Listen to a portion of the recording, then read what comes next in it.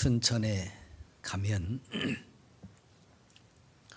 이디오피아 참전 기념관이 있습니다. 이디오피아는 오랜 동안 예수님을 잘 믿던 그런 나라였습니다만, 그래서 우리나라가 전쟁에 휘말릴 때에 그 먼 아프리카에서 이 작은 나라까지 군인을 파병했었습니다.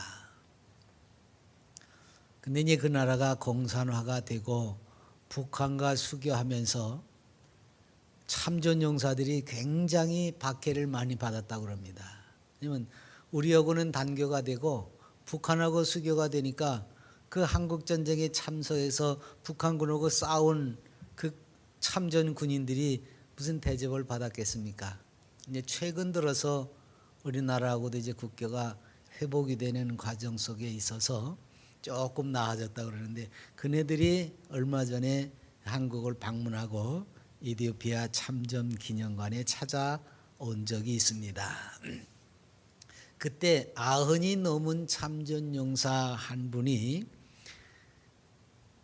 한국에 다시 온 소감을 물어보니까, 폐허가 돼서 버려졌던 터전을 일구고 이렇게 멋지고 아름다운 나라를 만들어줘서 참 고맙다, 그렇게 말을 하더랍니다. 여러분, 참전하고 우리나라의 그 어려운 시절을 도와줘서 우리가 고맙습니다 그래야 되는데, 이 양반이 오히려 그 폐허가 된 터전을 다시 일궈서 이렇게 아름다운 나라를 만들어줘서 고맙다. 아마 동방의 작은 나라 참전할 당시만 하더라도 뭐 세계에 알려지기나 했겠습니까? 근데 그 전쟁에 참전하면서 그 마음속에 그런 바람이 있었겠지요. 이 작은 나라가 살벌한 이 전쟁을 벗어나서 편안한 나라가 됐으면 좋겠다. 그걸 기대하고 그런 소망을 가지고 참전했을지도 모릅니다. 한편으로는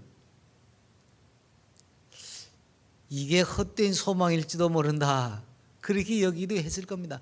왜냐하면 우리나라가요, 이 100년도 안 돼, 지금 70년이거든요 전쟁 난 지가.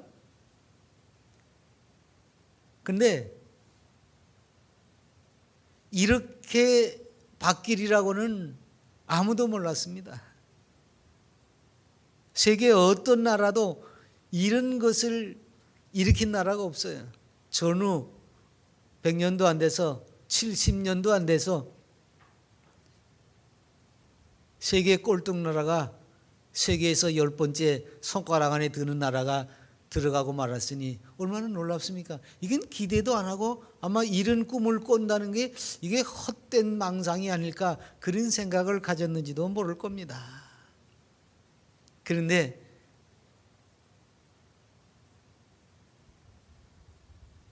(20세)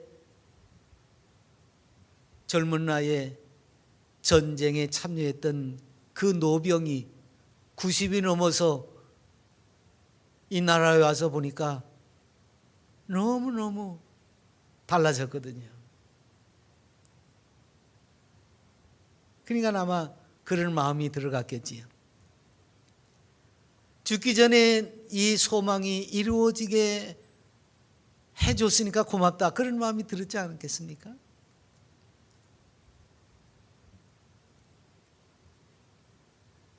얼마나 감격을 했겠습니까? 그래서 아마 더 고맙다고 했을는지도 모릅니다. 한국전쟁에 참여했다고 정부에서 박해를 받아가면서 살았으니 얼마나 더 힘들었겠습니까? 그렇게 공산화가 되고 이디오피아는 가뭄에 극심하게 시달려가지고 어린애들이 많이 죽어나가는 그 어려움을 최근 들어서 많이 겪고 있지 않습니까? 그러니까 완전히 뒤바뀐 거지요. 옛날에는 그래도 좀 잘 살아서 못 사는 한국 전쟁을 도와주러 왔었는데 이젠 그게 거꾸로 됐거든요. 그러나 어쨌든 이 노병이 참전할 때 가졌던 그 마음의 기대와 바람대로 대한민국이 이렇게 발전하는 것을 보고 감격스러워했던 그 마음, 성경에서는요, 이 세상에 항상 있어야 하는 것을 세 가지 이야기하는데 믿음과 소망, 사랑이라고 합니다. 그러니까 소망은 항상 품고 있어야 돼. 인생이라면 소망이 없어서는 안 되는 거죠. 사람은 일평생 살면서 여러 번 믿었던 줄이 끊어지는 경험을 하게 됩니다.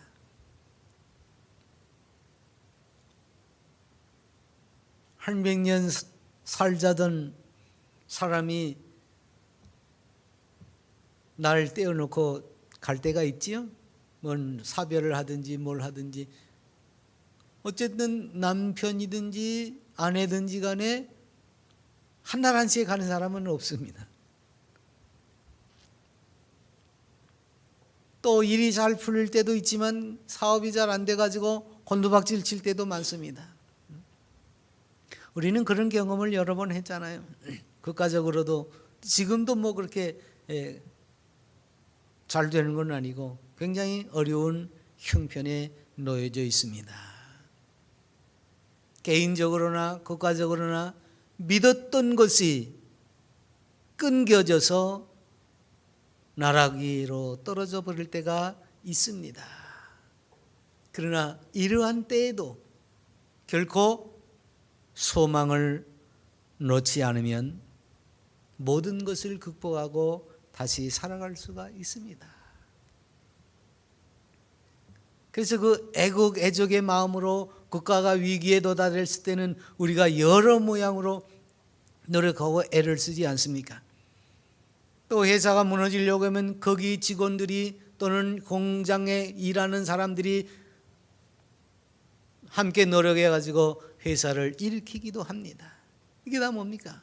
소망을 품고 일어선다는 마음을 가지고 감당하기 때문에 그렇습니다. 그래서 성경은 이 소망을, 우리가 소망을 가지고 있으면 그것은 영혼의 닻을 내린 것이나 마찬가지다 그랬습니다. 소망을 가지고 있는 것은 영혼의 닻이다.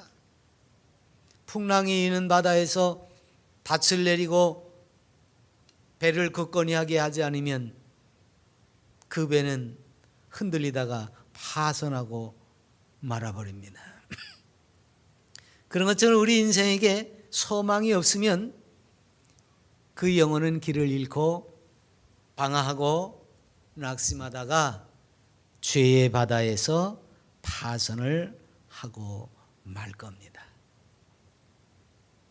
요즘 들어서 소망 중에 사는 사람보다는 낙심하며 사는 사람들이 더 많아지는 것 같습니다.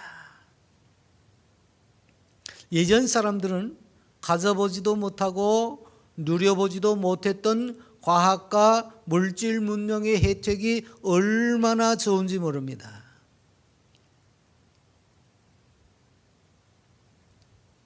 그럼에도 불구하고 소망을 품고 살지 못하고 근심과 걱정과 염려 가운데서 낙심하는 일이 점점 많아지고 있습니다.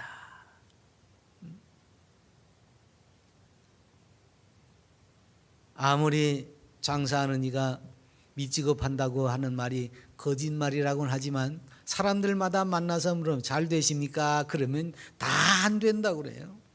불경기입니다. 장사도 안 되고 죽어라 합니다. 늘 그런 얘기만 하지 잘 됩니다. 희망 있습니다. 살만 납니다. 이런 얘기하는 사람 보기가 힘들어요.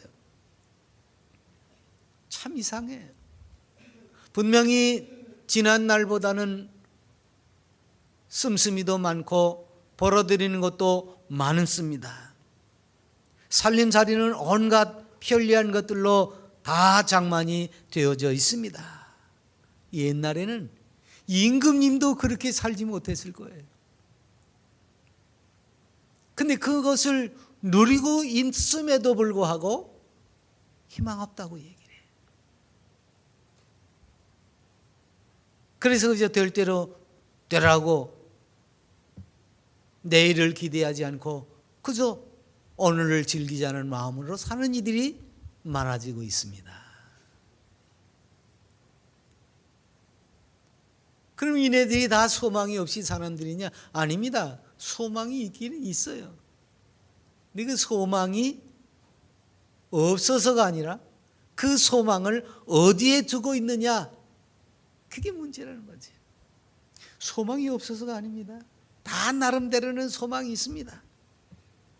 근데 그 소망의 기초가 어디 있느냐? 이게 중요한 거예요. 뭐든지 기초가 든든해야 되는 것은 틀림이 없습니다. 근데 그 기초가 어디에 세워지느냐 그 말이에요. 사람들이 다 자기 나름대로 소망이 있지요. 내일은 어떨 것이다, 뭘 어떨 것이다. 근데 그 사람들이 가지고 있는 그 소망의 토대를 보면 나름대로 가지고 있기는 있지만 그게 다 뭐예요? 보이는 세상. 내가 만질 수도 있고 볼 수도 있는 겁니다. 가능한 것만 두는 거예요.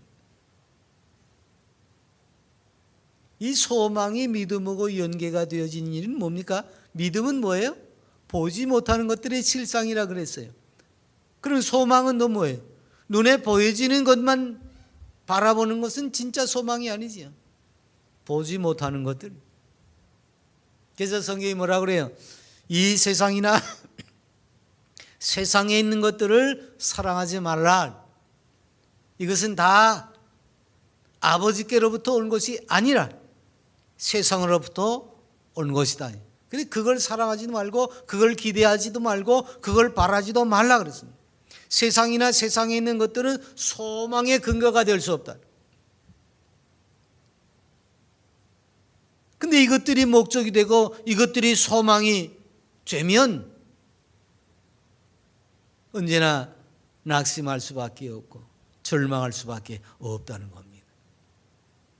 다윗은 나의 소망은 주께 있나이다 그렇게 노래를 부르면서 나의 영혼아 잠잠히 하나님만 바라라. 물론 나의 소망이 그로부터 나오는도다. 오직 그만이 나의 반석이시요 나의 구원이시요 나의 요새이시니 내가 흔들리지 아니하리로다. 그래서 오직 하나님만 소망이 되신다고 노래를 불렀습니다. 우리가 다윗을 생각하면 뭐 성군이라고 말은 하지만 참 많은 고난을 겪은 사람이잖아요. 형제들 중에서 말째로 태어나가지고 사무엘이 기름 붓겠다고 왔을 때 그 자리에 초대도 받지 못한 사람입니다.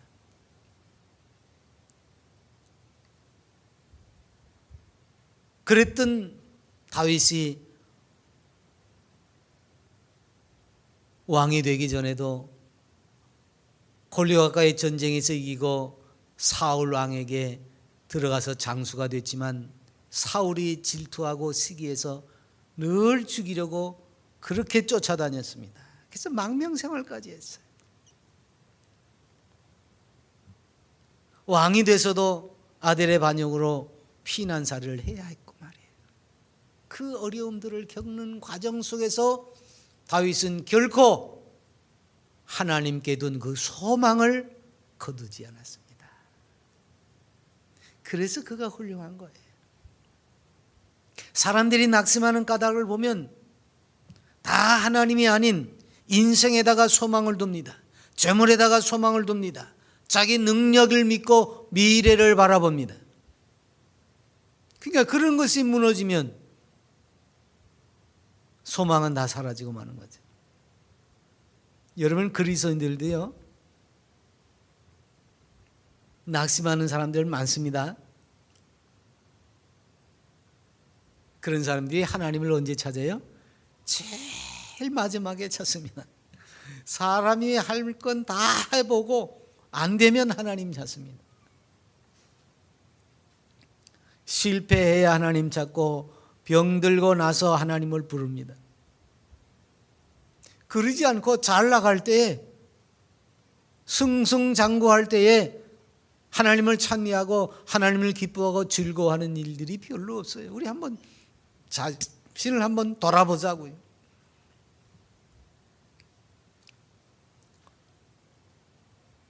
비행기 전환 사건을 다룬 영화가 있는데 거기서 살아남은 이들이 추위를 견디기 위해서 돈다발을 태워서 불을 쪼이는 장면이 나옵니다. 이런 연희 때 같으면 이건 미친 짓이지요.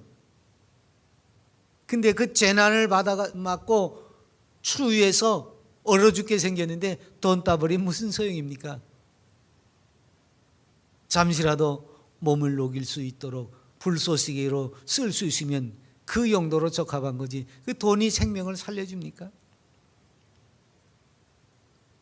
돈은 결코 소망이 될 수 없습니다.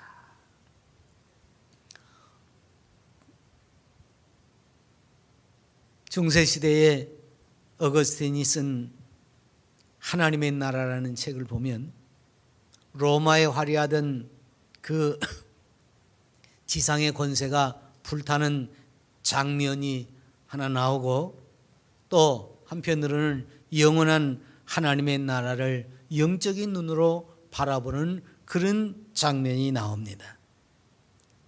뭘 말하면 세상에 있는 것들은 다 불타게 되어버리는 하찮은 것이다 그 말이에요. 하나님의 나라만 영원하다는 거예요. 그래서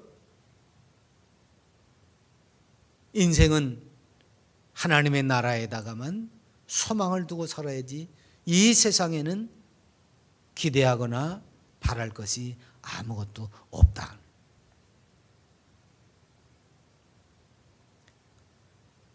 그래서 그 하나님만 우리의 소망의 근거가 되고 기초가 되는데, 왜냐하면 그분만이 영원하시기 때문에 그렇습니다. 우리 주님을 가리켜서 알파와 오메가라고 그러죠. 처음과 나중이라고 말합니다.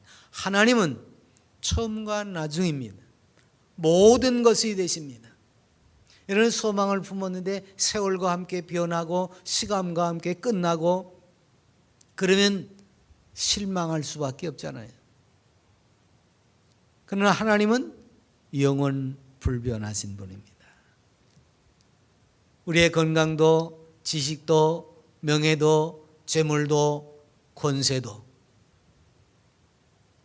또는 인기도 다 시간이 흐르면 변하고 맙니다. 산천도 초목도 세월이 지나고면 변하고 말지 않습니까? 그래서 상전벽해라는 말이 있어요. 이렇게 도해지가 돼버릴 줄 누가 알았습니까? 변한단 말이지. 근데 거기에다가 소망을 두고 살았으면 그런 것들이 무너질 때, 그런 것들이 불에 탈 때 그 소망도 함께 사라지고 마는 것입니다. 그러나 하나님께 소망을 두고 있으면 그 하나님은 영원토록 어제나 오늘이나 영원토록 동일하시는, 과거에도 계셨고 현재도 역사하시고 앞으로도 역사하시고 심판하실 분입니다. 이 종말을 거두실 분은 그 하나님입니다. 그분이 모든 것을 주관하시기 때문에 그분께 소망을 두고 사는 이들은 영원한 거지.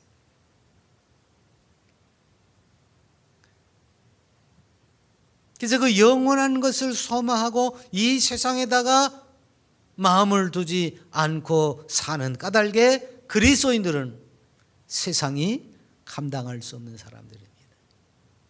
세상이 감당할 수 없는 사람들이기 때문에 이 세상에서 박해를 받는 겁니다. 기독교의 역사는 박해의 역사입니다. 순교의 역사입니다. 창세기부터 계시록까지 그리스도인은 언제나 고난을 받아왔습니다. 왜? 세상의 주인공이 아니기 때문에 그렇습니다.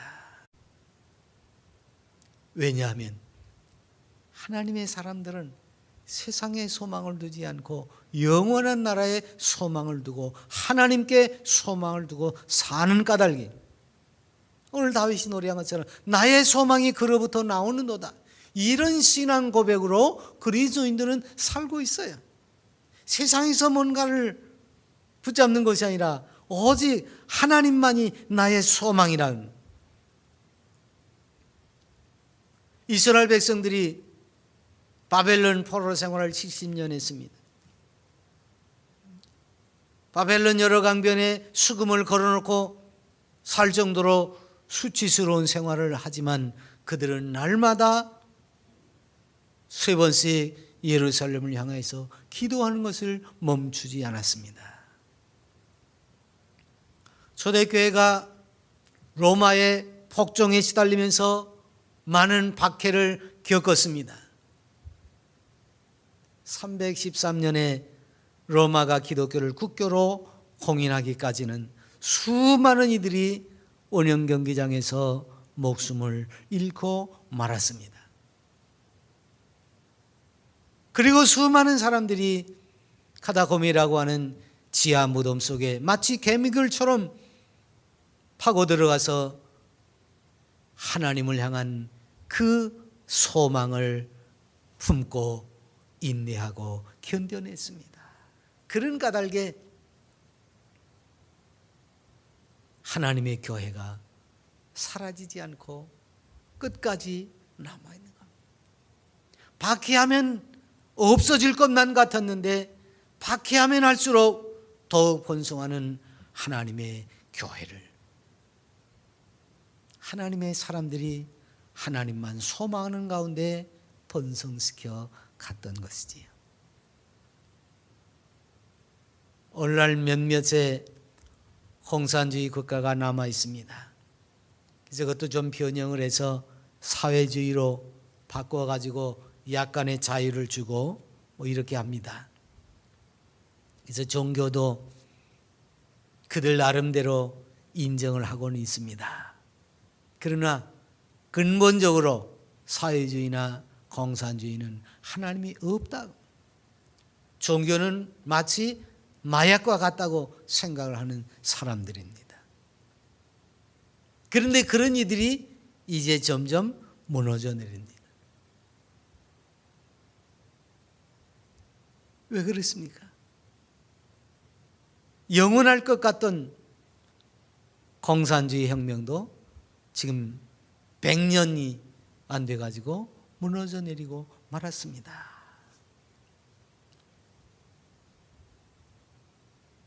하나님을 소망하지 아니하고 세상 것을 소망하는 것은 이렇게 영원할 수가 없는 겁니다. 그래서 하나님만 우리는 소망을 해야 하는 거죠. 하나님께서 시작하시고 하나님께서 마무리를 지시기 때문에 우리는 그 하나님만 소망해야 됩니다. 모세도 주여 주는 대대에 우리의 거처가 되셨나이다. 산이 생기기 전 땅과 세계도 주께서 조성하시기 전 곧 영원부터 영원까지 주는 하나님이시니이다. 그래서 그 하나님만 우리의 소망이 됨을 노래했습니다. 뿐만 아니라 소망의 기초가 하나님께 있어야 하는 것은 영원성과 더불어서 불변하신 하나님이기 때문에 그렇습니다. 사람은 변하지요. 세월이 가면서 세상도 변하고 사람도 변합니다.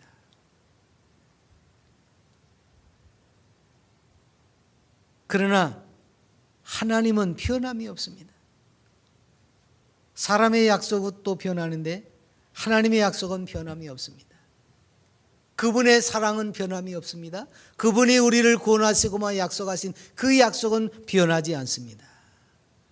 만일 내가 하는 만큼만 하나님이 나를 사랑하신다고 한번 생각해 보세요. 아마 벌써 수십 번도 하나님과 원수가 되고 말았을 겁니다. 아마 부모네들이 그럴 거예요. 자식들이 하는 만큼만 자식을 사랑한다 그러면 사랑받을 자식이 누가 있겠습니까? 사랑받을 만하지 못하고 섭섭하게 하는 것이 많아도 끝까지 사랑하지 않습니까? 근데 그런 인생이 자식을 버리는 시대에 지금 우리가 놓여 있습니다.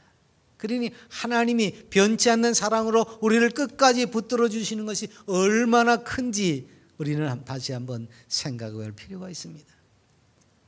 창세 전에 택정하시고 나를 사랑하시기로 작정하신 그 계획대로 이 땅에 내가 왔을 때 나를 구속하시려고 예수 그리스도를 십자가에 달려 돌아가시게 했습니다.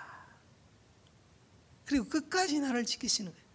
예수 그리스도의 날까지, 마지막 심판이 오기까지 나를 끝까지 붙드시겠다고 약속하신 분입니다.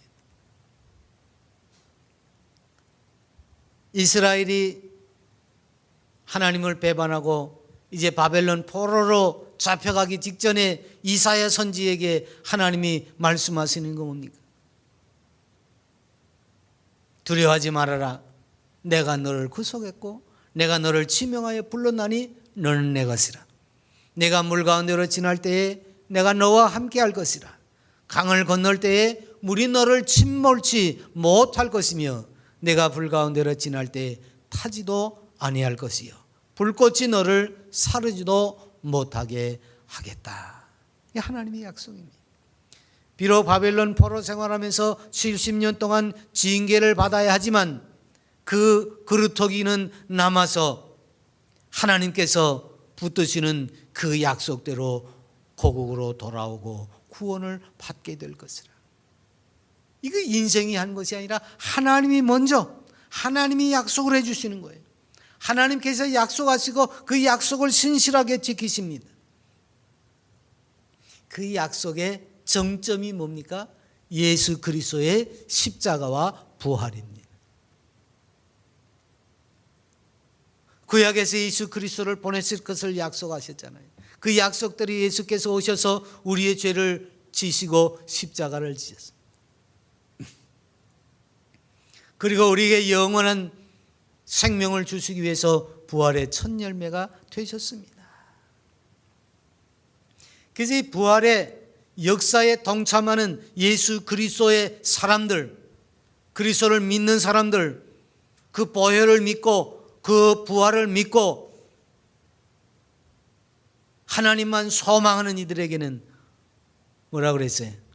영생을 주셨다. 아들을 믿는 자에게는 영생을 주셨고 심판에 이르지 않게 하셨습니다. 그리고 죄의 종이 아니라 하나님의 자녀가 되게 하셨습니다. 그 자녀가 된 것도 뭐예요? 그냥 보통 자녀가 아닙니다. 자녀가 되는 권세라고 했습니다. 여러분 육신의 자녀도 잘나나 못나나 그 자식은 자식 아닙니까?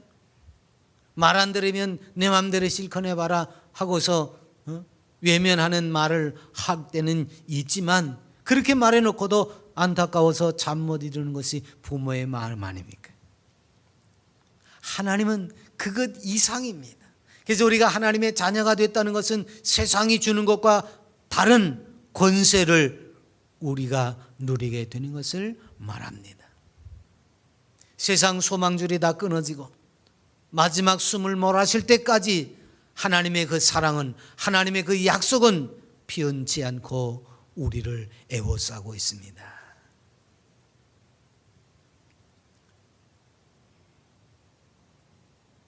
자기의 몫이 뭐 어디 있겠습니까마는 그래도 부모에게 내 몫을 달라고, 이 참 얼마나 우스운 얘기입니까?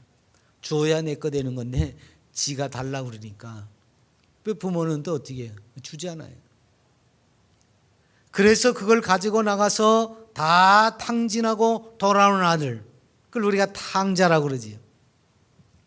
거짓거리를 하고 돌아온 그 아들을 동구 밖에서 기웃기웃거리는데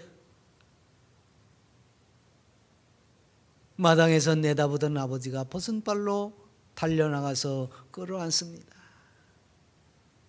그 냄새나는 아들을 끌어안고 새옷 입히고 가락지를 끼우고 서로를 잡아서 잔치를 베풉니다.